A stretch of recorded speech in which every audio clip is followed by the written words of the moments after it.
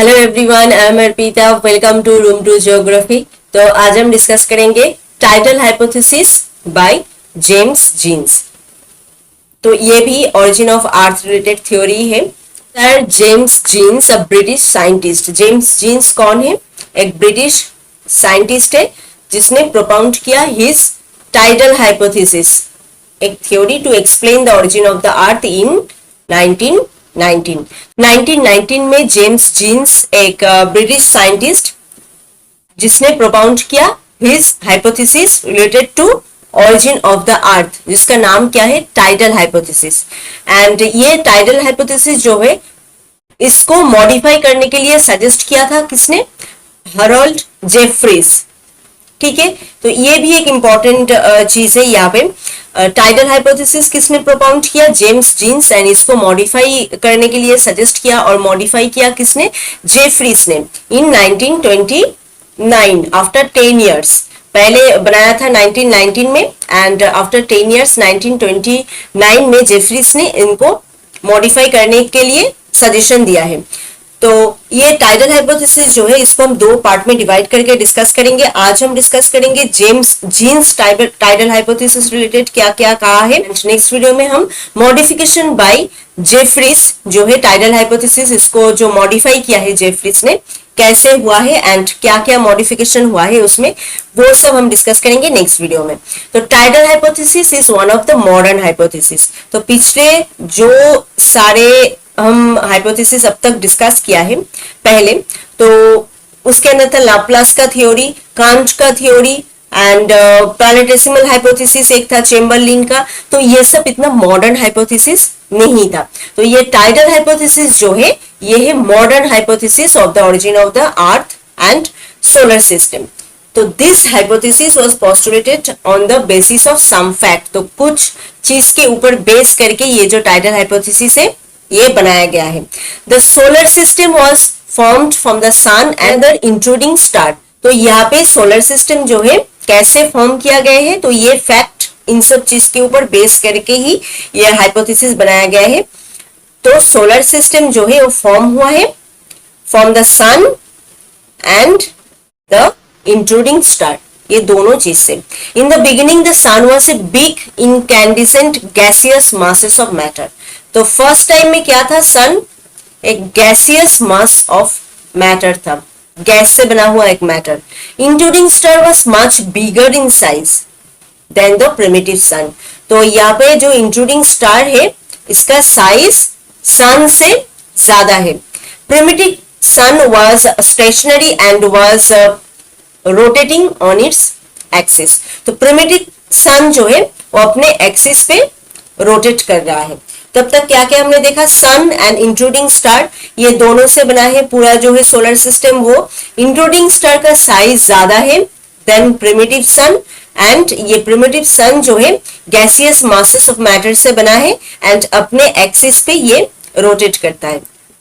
Intruding star was moving along such a path that it was destined to come nearer to the primitive sun.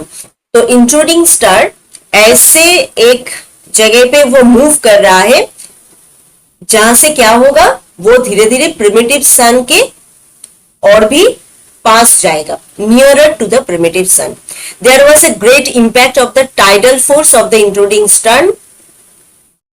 Star on the surface of the primitive sun. तो intruding star धीरे धीरे primitive सन के और भी करीब जा रहा है एंड इसकी वजह से क्या हो रहा है, इंट्रूडिंग स्टार का जो टाइडल फोर्स है वो और भी ज्यादा इंपैक्ट डाल रहा है किसके ऊपर?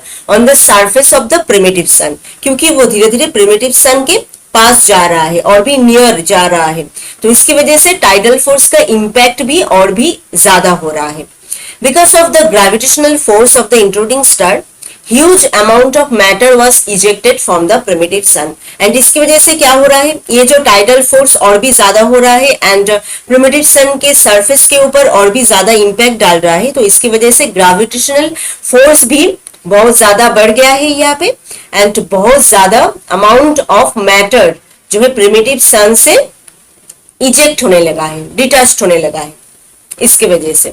which become the building material of future planet, and उससे ही लास्ट में जाके ये प्लैनेट जो है ये बना है। तो जो फैक्ट के ऊपर बेस करके ये हाइपोथेसिस बना है वो मेनली क्या क्या है, एक तो सन है और एक इंट्रूडिंग स्टार है। इंट्रूडिंग स्टार धीरे धीरे सन के और भी करीब आ रहा है एंड उसकी वजह से टाइडल फोर्स का इंपैक्ट भी और भी ज्यादा हो रहा है एंड ग्रेविटेशनल फोर्स और भी ज्यादा होने की वजह से क्या हो रहा है, प्रिमिटिव सन से मैटर डिटैच्ड हो रहा है एंड वही डिटैच्ड मैटर से लास्ट में जाके प्लैनेट बनेगा। According to the Newton's law of universal gravitation, तो न्यूटन का जो ग्रेविटेशन रिलेटेड जो लॉ है उसके अकॉर्डिंग क्या है, every body in the universe, तो यूनिवर्स का जो सब चीजें हैं, एवरी बॉडी जो है, जो जो चीज है यूनिवर्स में, attract every other body with a force, एक दूसरे को अट्रैक्ट करता है एक फोर्स के वजह से, which is directly proportional to the product of the masses of the two bodies. तो वो जो फोर्स है वो directly proportional to the product of the masses of the two bodies, वो जो टू बॉडीज एक दूसरे को अट्रैक्ट कर रहा है उसके मासेस के प्रोपोर्शनल है ये, and inversely proportional to the square of the distance between them. तो directly proportional to the product of the masses of the two bodies and inversely proportional to the square of the distance between them. तो यहाँ पे दो चीजें, body है दूसरा और एक बॉडी है, एक दूसरे को अट्रैक्ट कर रहा है विद अ फोर्स, एक फोर्स के वजह से, एंड वो फोर्स डायरेक्टली प्रोपोर्शनल है किसके साथ, to the product of the masses of this two bodies, जो दो बॉडी एक दूसरे के साथ अट्रैक्ट कर रहा है, एंड इनवर्सली प्रोपोर्शनल है किसके साथ, square of the distance between them, वो दो जो बॉडी एक दूसरे से जितने डिस्टेंस में सिचुएटेड है उसके स्क्वायर के साथ ये इनवर्सली प्रोपोर्शनल है। ये है according to the Newton law of universal gravitation. तो the intensity of the gravitational force, तो इसके अकॉर्डिंग कैसे ये ओरिजिन ऑफ द अर्थ हुआ है, the intensity of the gravitational force of the intruding star and the primitive sun would depend upon two factor. तो यहाँ से क्या पता चलता है न्यूटन के लॉ से, ग्रेविटेशनल फोर्स का जो इंटेंसिटी है, तो यहाँ पे न्यूटन के लॉ में कहा गया है एक फोर्स है जिसके वजह से दो बॉडी एक दूसरे के साथ अट्रैक्ट होता है, तो यहाँ पे वो फोर्स क्या है, ग्रेविटेशनल फोर्स, टाइडल फोर्स जो है वो। तो intensity of the gravitational force किस किस के ऊपर डिपेंड करेगा, मेनली यहाँ पे जो दो बॉडी है वो क्या क्या है, एक है इंट्रूडिंग स्टार, दूसरा है प्रिमिटिव सन, एंड उनके बीच में जो फोर्स काम कर रहा है वो है ग्रेविटेशनल फोर्स। तो इसका इंटेंसिटी किसके ऊपर डिपेंड करेगा, product of the masses of the two body, मतलब intruding star and the primitive sun, and square of the distance between the two star, ये दो चीज के ऊपर वो डिपेंड करेगा। If the product of the masses of the intruding star and the primitive sun is high, तो यहाँ पे product of the intruding star and primitive sun अगर हाई होता है तो क्या होता है, ग्रेविटेशनल फोर्स जो यहाँ पे बनता है वो भी हाई होता है। If the product of the masses of two star is low, तो अगर प्रोडक्ट यहाँ पे लो होता है तो क्या होगा, ग्रेविटेशनल फोर्स भी यहाँ पे लो होगा। तो दो चीज के ऊपर यहाँ पे ये फोर्स जो है मेनली डिपेंड है, वो क्या क्या है, एक ही product of the masses of the two body and square of the distance between the two star. तो प्रोडक्ट ऑफ द मासेस अगर ज्यादा होता है दोनों बॉडी का तो क्या होगा, ग्रेविटेशनल फोर्स यहाँ पे हाई होगा, and product of the masses of the two star अगर लो होता है तो ग्रेविटेशनल फोर्स भी यहाँ पे लो होगा। ठीक है, क्योंकि ये डायरेक्टली प्रोपोर्शनल था according to Newton's law. James Jeans assumed that the intruding star to be much bigger than the primitive sun. तो पहले ही कहा गया है कि जेम्स जीन्स के अकॉर्डिंग क्या है, इंट्रूडिंग स्टार का साइज जो है प्रिमिटिव सन से ज्यादा है। तो इसकी वजह से क्या हो रहा है, intruding star exerted larger amount of gravitational pull. Intruding star ज्यादा बड़ा है तो इसकी वजह से पुल जो अट्रैक्शन है, मतलब अपनी तरफ खींचने का जो ग्रेविटेशनल पुल अट्रैक्शन है वो इंट्रूडिंग स्टार में ज्यादा है। ठीक है, then the gravitational pull of the primitive sun, primitive sun का जो ग्रेविटेशनल पुल है अपने तरफ खींचने का उससे ज्यादा है इंट्रूडिंग स्टार का। तो which cause ejection of matter from the primitive sun, तो इसकी वजह से प्रिमिटिव सन से मैटर रिजेक्ट हो रहा है क्योंकि इंट्रूडिंग स्टार जो है उसका ग्रेविटेशनल पुल अट्रैक्शन ज्यादा है क्योंकि ये साइज में बिग है एंड जो प्रिमिटिव सन है इसका ग्रेविटेशनल पुल अट्रैक्शन ज्यादा नहीं है, क्योंकि ये साइज में छोटा है, स्मॉल है। तो इसकी वजह से पुल अट्रैक्शन किसका ज्यादा हो रहा है यहाँ पे, इंट्रूडिंग स्टार का। तो उसकी वजह से इंट्रूडिंग स्टार का पुल अट्रैक्शन ज्यादा हो रहा है, तो वो खींच रहा है प्रिमिटिव सन से मैटर्स। तो इसकी वजह से प्रिमिटिव सन से ज्यादा करके अमाउंट ऑफ मैटर यहाँ पे इजेक्ट हो रहा है। ठीक है, क्लियर हो गया। सेकेंडली क्या था, तो एक तो गया था directly proportional to the product of the masses of the two bodies, वो हमने डिस्कस कर दिया है। अगर प्रोडक्ट ज्यादा होता है तो ग्रेविटेशनल फोर्स ज्यादा होगा, प्रोडक्ट अगर लो होता है तो ग्रेविटेशनल फोर्स लो होगा। तो इसकी वजह से इंट्रूडिंग स्टार साइज में बड़ा है, तो इसलिए उसका ग्रेविटेशनल पुल अट्रैक्शन ज्यादा है एंड प्रिमिटिव सन का पुल अट्रैक्शन ज्यादा नहीं है। तो सेकंड और एक था, क्या था, there is an inverse relation between the gravitational force of two star and the distance between them. Inverse relation. It means that as the distance between two stars decreases, the amount of gravitational force between them increases. Inverse relationship था, तो अगर decrease होगा एक चीज दूसरा चीज increase करेगा, दूसरा चीज अगर डिक्रीज होगा तो पहला चीज इंक्रीज करेगा, इनवर्स रिलेशनशिप। तो यहाँ पे डिस्टेंस अगर कम होता है तो क्या होगा, फोर्स यहाँ पे इंक्रीज करेगा।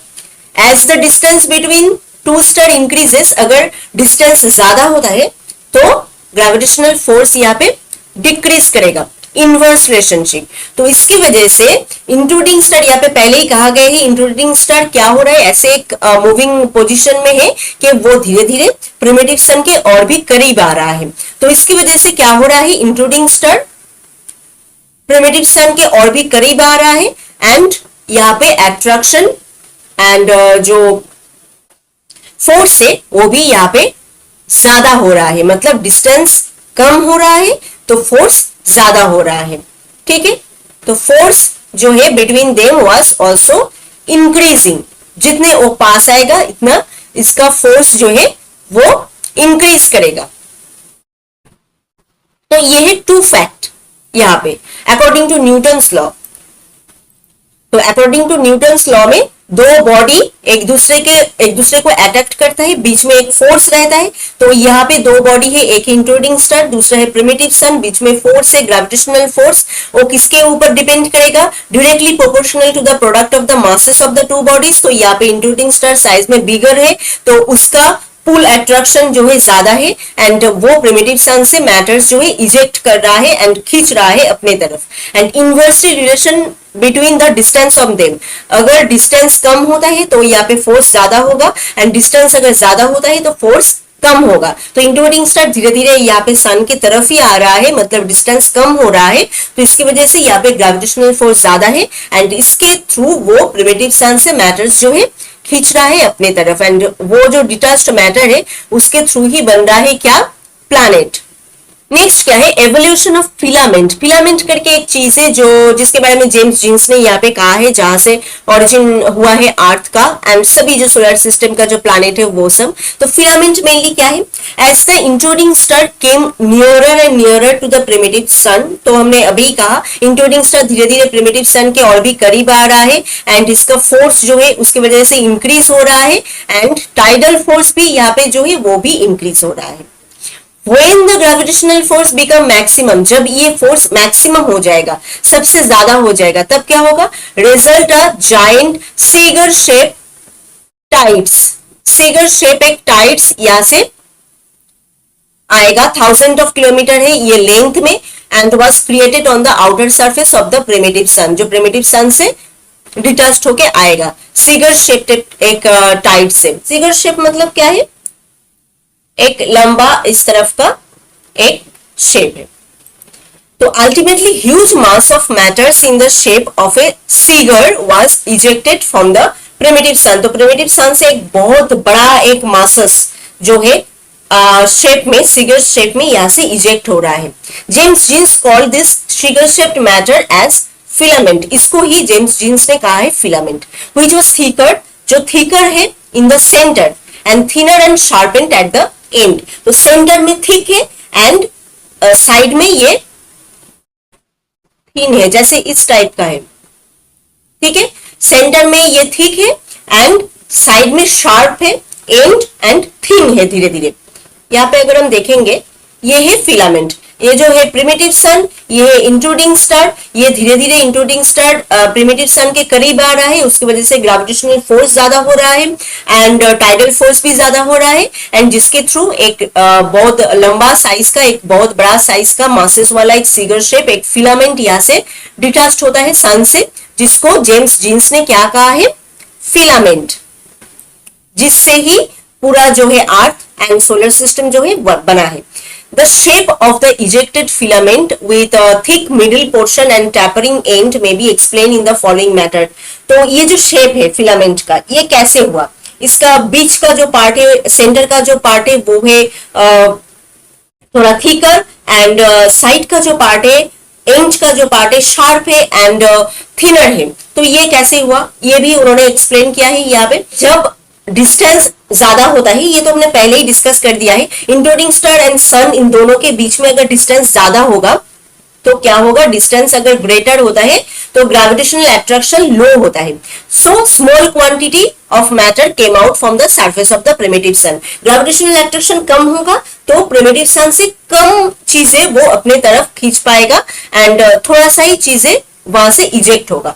बट जब डिस्टेंस ज्यादा होगा, मैक्सिमम होगा, तब क्या होगा, ग्रेविटेशनल अट्रैक्शन और भी ज्यादा होगा and maximum amount of ejection यहाँ पे होगा, एंड ये प्रोसेस बार बार होता रहेगा, ठीक है, again and again. This thus the shape of the ejected matter become like a cigar which was called by the James Jeans as a filament। तो ऐसे ही यहाँ पे cigar shape बनता है एंड जिसको ही फिलामेंट कहा है जेम्स जीन्स ने। Gradually the intruding star moved away from the primitive sun. धीरे धीरे इंट्रूडिंग स्टार जो है प्रिमिटिव सन के चारों तरफ मूव करने लगा है। thus went out of the domain of the gravitational field of the primitive sun।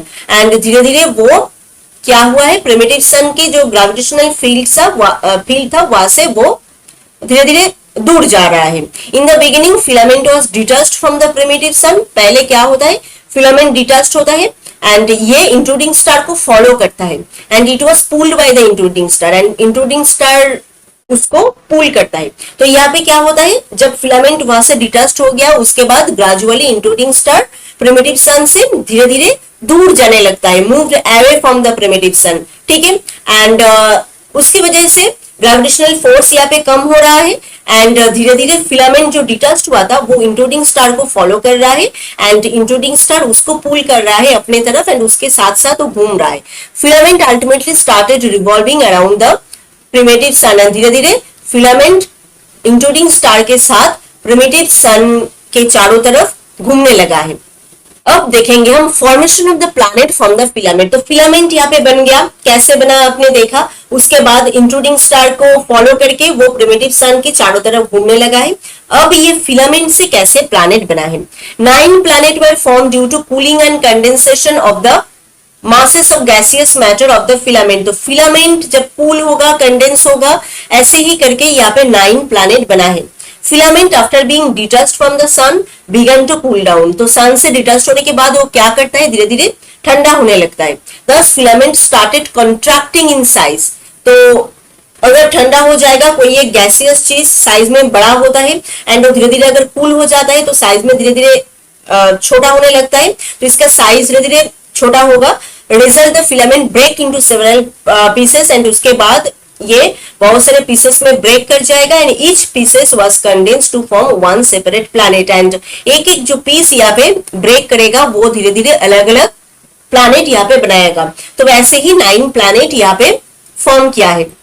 Filament allow bigger planet to form in the middle portion. तो फिलामेंट में कैसे प्लैनेट का फॉर्मेशन होता है, जो बिगर प्लैनेट है वो मिडिल पोर्शन में रहता है एंड स्मॉलर प्लैनेट उसके चारों तरफ रहता है। क्योंकि फिलामेंट कैसा था आपने देखा, उसका जो मिडिल का जो पार्ट है, सेंटर जो है वो थिकर है एंड दोनों साइड जो है थिन है एंड शार्पेंड है। तो बड़ा साइज का जो प्लैनेट है वो बीच में रहेगा एंड छोटा छोटा साइज का जो प्लैनेट है वो धीरे धीरे दोनों साइड में रहेगा।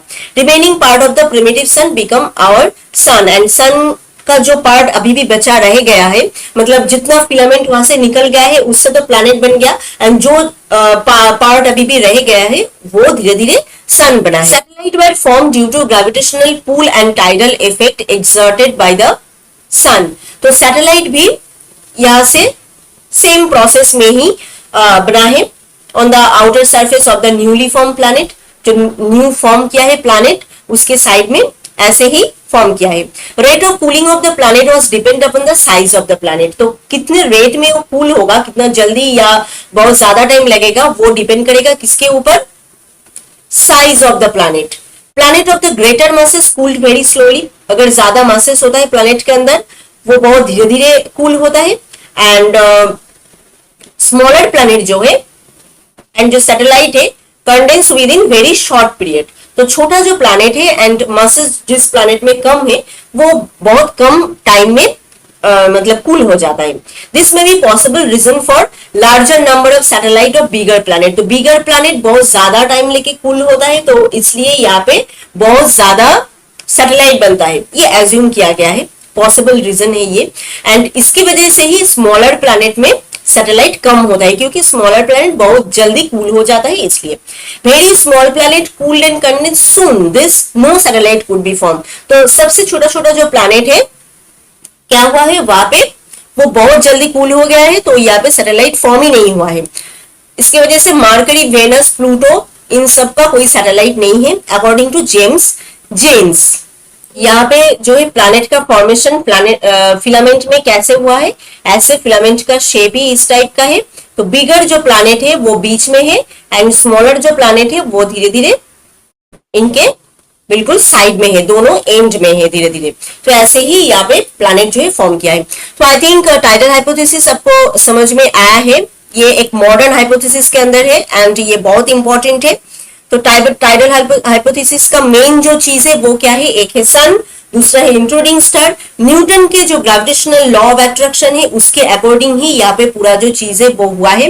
लॉ ऑफ अट्रैक्शन हमने यहाँ पे अच्छे से समझाया है, आई थिंक आपको समझ में आ भी गया है। एंड लॉ ऑफ अट्रैक्शन के द्वारा कैसे इंट्रूडिंग स्टार एंड प्रिमिटिव सन के अंदर जो है कनेक्शन हो रहा है एंड प्रिमिटिव सन से वो चीजें अपने तरफ पुल कर रहा है एंड ऐसे ही फिलामेंट बन रहा है एंड वो फिलामेंट धीरे धीरे प्रिमिटिव सन के चारों तरफ घूमने लगा है एंड उससे ही यहाँ पे बना है ये 9 जो प्लैनेट पूरा एंड उसके सैटेलाइट वगैरह सब कुछ। तो आई थिंक ये टाइडल हाइपोथेसिस सबको समझ में आया है। फिर भी कोई क्वेश्चन है तो आप हमें कमेंट करके बताएं। एंड ये टाइडल हाइपोथेसिस को मॉडिफाई करने के लिए सजेस्ट किया था जेफरीज एंड ये टाइडल हाइपोथेसिस के सपोर्ट में एंड इसके ऑपोजिट में क्या क्या क्रिटिसिज्म वगैरह हुआ है वो सब हम नेक्स्ट वीडियो में डिस्कस करेंगे विथ मॉडिफिकेशन ऑफ जेफरीज। तो आई थिंक आज का ये पार्ट आपको समझ में आया है। फिर भी कोई क्वेश्चन है तो आप हमें कमेंट करके बताएं एंड इसके बाद आप कौन से टॉपिक के ऊपर डिस्कशन चाहते हो वो भी आप हमें कमेंट करके बताएं। तो if this video is helpful to you then please subscribe room to geography. मिलते हैं और एक नए वीडियो में और एक नए टॉपिक के साथ। Thank you.